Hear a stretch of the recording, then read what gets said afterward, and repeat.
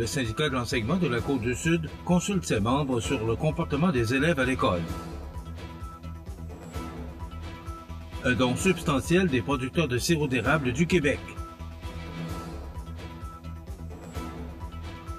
Reconnaissance à une bénévole remarquable.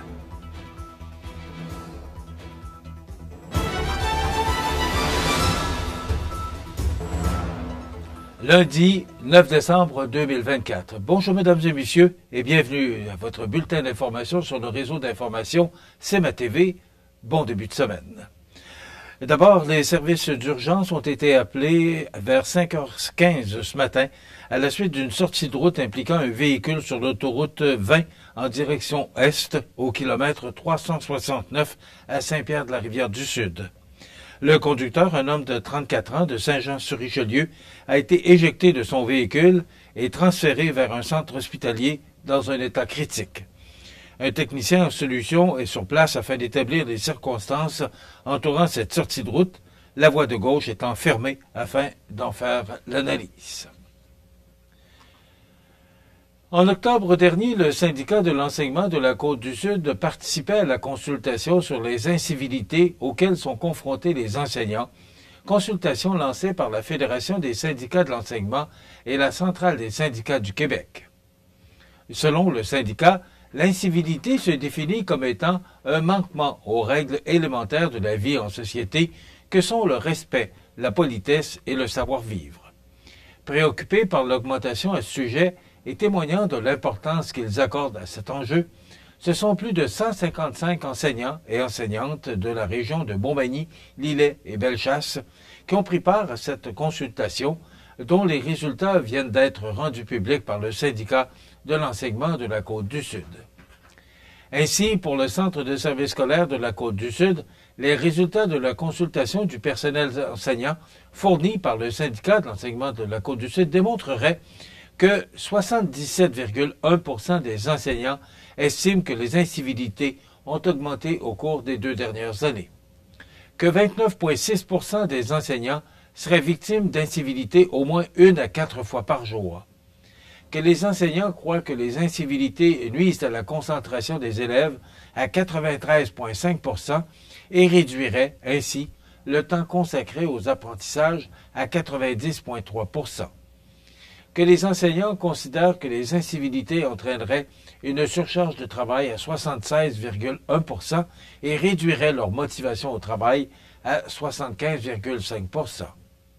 Que plus de la moitié des répondants estiment que les incivilités seraient un problème important dans leur école à 58,7%. Des solutions doivent absolument être mises en place afin de freiner et, ultimement, d'éliminer ce fléau. Y travailler, c'est améliorer le quotidien des enseignantes et enseignants en leur donnant plus de temps pour enseigner, ce qui contribue à leur motivation au travail. Cela améliorerait aussi significativement le climat d'apprentissage de la classe, a mentionné Nancy Gauvin, présidente du syndicat de l'enseignement de la Côte-du-Sud. Les enseignants nous ont partagé leur vécu, ce qu'ils vivent au quotidien. Dites-vous que tous les enfants de la classe le vivent aussi. Et si les incivilités ont sur nous un impact négatif quant à notre motivation au travail, je n'ose imaginer ce que les enfants qui en sont témoins chaque jour peuvent ressentir. La réussite des enfants passe aussi par le sentiment de sécurité et une ambiance saine dans la classe, a conclu Mme Gauvin. Les enseignants, dans cette consultation, auraient été questionnés afin de cibler les solutions qui leur semblent plus susceptibles d'avoir des effets bénéfiques dans leur milieu et les solutions qui auraient récolté un plus large appui auprès des enseignants de la région sont de prévoir des actions réparatrices ou des travaux communautaires pour les élèves qui font preuve d'incivilité répétée, de reconnaître que les incivilités peuvent être un problème, qu'enseigner les comportements attendus et sensibiliser sur l'importance d'agir avec civilité et enfin appliquer des sanctions envers les élèves qui font preuve d'incivilité répétée. Rappelons que le syndicat de l'enseignement de la Côte-du-Sud représente environ 900 enseignantes et enseignants à l'emploi du Centre de services scolaires de la Côte-du-Sud et est affiliée à la Fédération des syndicats de l'enseignement et à la Centrale des syndicats du Québec. En raison d'une exceptionnelle récolte de sirop d'érable de l'édition du printemps 2024, les producteurs et productrices acéricoles du Québec annonçaient un important don, d'une valeur de 100 000 $ en sirop d'érable aux banques alimentaires du Québec. Le sirop d'érable appartient à tous les Québécois et Québécoises. C'est plus qu'un aliment, c'est notre symbole national. Il était donc important pour nous de le partager avec ceux qui sont dans le besoin. Se sucrer le bec en famille dans le temps des fêtes, ça ne devrait pas être un privilège. Nous remercions le réseau des banques alimentaires du Québec de nous permettre de rendre accessible au plus grand nombre de produits emblématiques et réconfortants au goût unique, a déclaré Luc Goulet, président des producteurs acéricoles. En plus des 27 000 bouteilles de sirop d'érable distribuées, les producteurs et productrices acéricoles du Québec remettent aux banques alimentaires du Québec un don en argent de 3 520 $ amassé grâce à un encan silencieux tenu lors d'une assemblée générale semi-annuelle en novembre dernier, en plus de plusieurs milliers de dollars en argent et en produits d'érable que chacun des 16 syndicats acéricoles remettra à ces organismes de sa région. L'engagement des producteurs et productrices acéricoles du Québec pour contribuer à l'aide alimentaire ne date pas d'hier, alors que depuis 3 ans, près de 300 000 $ en valeur de sirop d'érable ont été remis aux banques alimentaires du Québec. Nous tenons à exprimer notre profonde gratitude aux producteurs et productrices acéricoles du Québec pour leur généreux don de sirop d'érable. Grâce à leur soutien, notre réseau pourra apporter un peu de douceur et de réconfort à de nombreuses familles vulnérables. Merci de tout cœur pour votre bienveillance et votre générosité, a souligné Martin Munger, directeur général des banques alimentaires du Québec. Rappelons que les producteurs et productrices acéricoles du Québec représentent les intérêts de 13 500 acériculteurs et acéricultrices et de plus de 8 400 entreprises acéricoles et que le Québec assure, en moyenne, plus de 72 % de la production mondiale de sirop d'érable et exporte dans plus de 70 pays. Reconnaissance à une bénévole remarquable.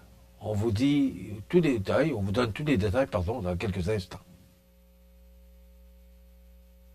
C'est à travers le respect et le besoin de faire plus pour les familles en deuil et l'expérience qui s'est transmise de père en fils que la Maison funéraire Laurent Normand a su au fil du temps se bâtir une réputation de confiance. La Maison funéraire Laurent Normand à Montmagny.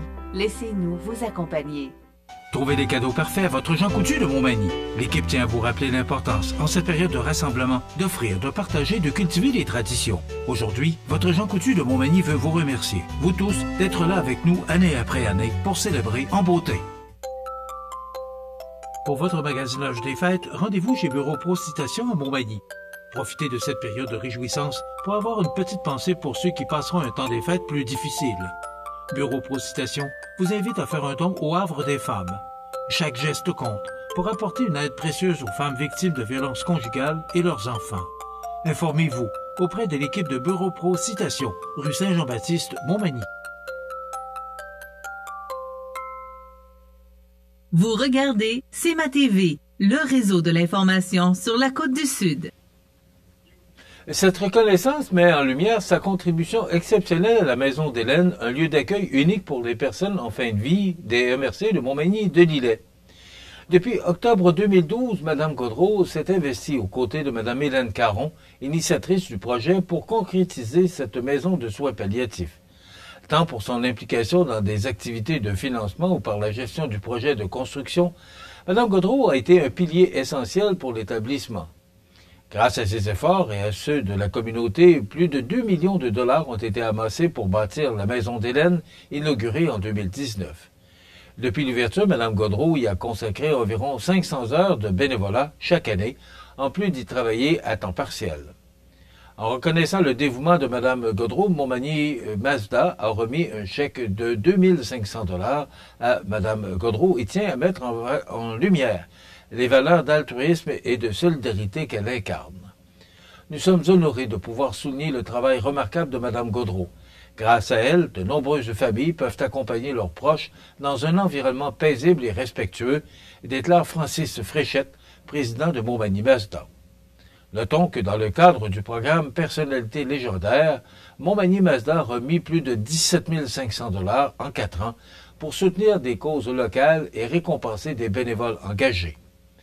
Rappelons que depuis 2021, Mazda Canada et ses détaillants ont versé plus de 2,5 millions de dollars pour soutenir les communautés partout au pays.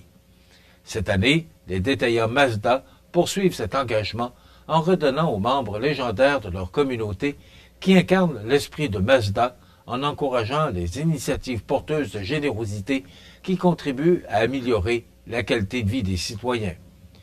En cette période des fêtes où le partage et l'entraide prennent tout leur sens, Montmagny Mazda invite la communauté à faire preuve de générosité. Pour faire un don à la Maison d'Hélène, il suffit de visiter le jedoneenligne.org/Maison Hélène. Les sports présentés par Groupe Corriveau, entrepreneur électricien et plomberie, un appel, 4 services. Groupe Corriveau à Montmagny, 88 248 8992, votre solution. Vous avez des projets de construction ou de rénovation? Pensez Groupe Corriveau, entrepreneur électricien et plomberie. Un appel, 4 services, 88 248 8992, Groupe Corriveau à Montmagny ou groupecorriveau.com. La solution pour du travail bien fait.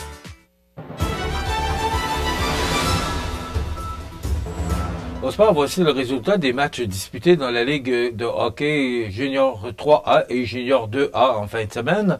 Pour l'une des rares fois cette saison, la formation sud-côtoise effectuait une série aller-retour contre Laval cette fin de semaine.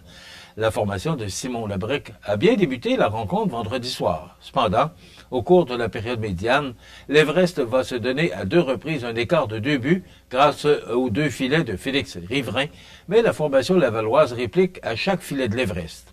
Lors du 3e tiers, les visiteurs sortent avec plus d'énergie et voient Joey Messina inscrire un doublé pour permettre aux visiteurs de l'emporter 5-3. Dimanche, les 2 équipes jouaient à nouveau leur 2e match du programme double à Montmagny. À nouveau, la formation de la Côte-du-Sud inscrit l'unique filet de la joute par l'entremise d'un avantage numérique. Néanmoins, le scénario identique s'est répété à Laval, alors que les locaux ont de nouveau inscrit 2 filets en période médiane pour prendre les devants 2-1. Cependant, la formation lavalloise a inscrit 2 filets dans la seconde portion de la 3e période pour l'emporter 4-2. Du côté du Caron Industrie de la Ligue Junior 2A, après une défaite vendredi dernier à Lévis, le Caron Industrie a remporté un festival offensif de 8-7 à domicile face aux Bulldogs de Beau-Centre. Le titre du joueur du match Pro Mutuelle Assurance Côte-Sud a été remis à Jean-Christophe Coulombe avec une récolte de 4 buts et une passe. Et dans le cadre des programmes récréatifs, le club Magny Gym annonçait récemment le lancement de ses activités pour la saison d'hiver 2025 et la session hiver-printemps 2025 pour le programme compétitif. Ces 2 volets offriront aux jeunes gymnastes de la région des opportunités à développer leurs compétences et à se dépasser tout au long de la saison. On célèbre également avec une immense fierté le titre de premier au classement national obtenu par Alan Jean-Baptiste dans la discipline du parcours. Ce couronnement récompense son dévouement et son talent exceptionnel. Alan incarne les valeurs de persévérance et de dépassement qui animent notre club et inspirent ses athlètes à toujours viser l'excellence, souligne Robert Mécaille, directeur général du club. Le club Magny Gym tenait également à souligner la participation active d'Édouard Lebrec, qui continue d'affirmer sa place parmi les athlètes promoteurs du programme Parcours. Rappelons que le début de ces nouvelles sessions témoigne de l'engagement continu de l'équipe d'entraîneurs, de bénévoles et des familles impliquées chez Magny Gym qui contribuent au succès des programmes de l'organisme et soutiennent les jeunes athlètes dans leur parcours. Enfin, pour découvrir la gymnastique ou exceller en compétition, Magny Gym reste un lieu où chacun peut se dépasser, apprendre et grandir. Voilà ce qui complète notre bulletin d'actualité pour aujourd'hui, lundi 9 décembre. Dans un moment, les prévisions de la météo. C'est tout pour l'instant. Bonne journée, mesdames, messieurs. Pour rejoindre la salle de nouvelles de CMA-TV, nouvelles au pluriel @cmatv.ca ou encore 88 241 13 13 poste 226. La météo, une présentation du restaurant à la Rive, un incontournable à Montmagny.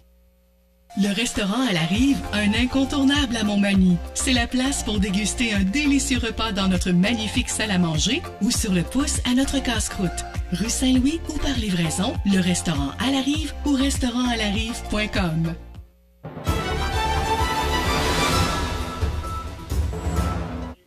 Bon, ben, passablement de neige en fin de semaine, à notre grand étonnement, parce que c'était pas dans les cartons, du moins pour notre région, parce que d'autres régions ont connu passablement de précipitations sous forme de neige.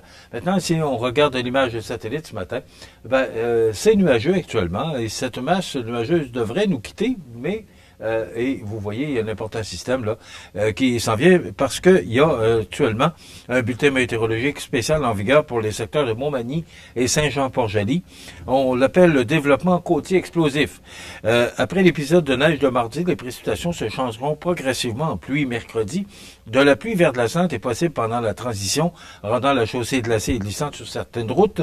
Par la suite, un important système se développera le long de la côte est américaine et remontera sur le Québec au cours de la nuit de mercredi à jeudi, apportant des quantités significatives de pluie et des températures bien au-delà du point de congélation.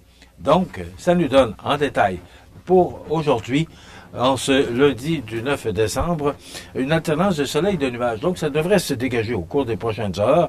Des vents jusqu'à 15 km/h, maximum de moins 6. Avec le vent, moins 19 ce matin et moins 10 pour cet après-midi. Ce soir et la nuit prochaine, nuageux, faible neige intermittente débutant en soirée, vent du nord-est de 20 km/h, température stable à près de moins 7.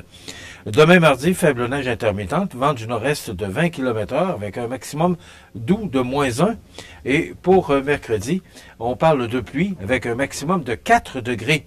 Et pour jeudi, nuageux, 60% de probabilité d'averse de pluie ou de neige. Ce sera venteux avec un maximum bien au-dessus des normales de saison avec 2 degrés. Et pour vendredi, c'est le retour du soleil, mais ce sera venteux avec un maximum de moins 6. Les normales de saison à ce temps-ci de l'année sont de moins 4 le jour, moins 14 la nuit. Le soleil s'est levé à 7h17 et se couchera à 15h53, heure normale de l'Est. Maintenant, il fait actuellement moins 11 degrés à l'extérieur des studios de CMA-TV. Les vents qui soufflent de direction sud-est à 6 km/h. L'humidité est à 83% et la pression barométrique est à 102,0 kPa. Maintenant, pour les traversées de l'île aux Grues vers Montmagny, pour le bateau de Lille, 9h15, midi et 21h30, et les traversées de Montmagny vers l'île aux Grues, 10h15, midi 45 et 22h15. Voilà, ça complète les prévisions de la météo, donc il faut surveiller cet important système qui pourrait nous atteindre dans la nuit de mercredi à jeudi. Maintenant, le menu de cette émission du 9 décembre, dans un moment, on recevra Caroline Gébert, qui est directrice générale du Carrefour Jeunesse Emploi, et Mme Elisabeth Caron, directrice générale de Formaca. Et on reçoit Mathieu Rivet, député de Côte-du-Sud, qui sera avec nous jusqu'à la fin de l'émission. Donc, je vous souhaite de passer une excellente émission à notre antenne.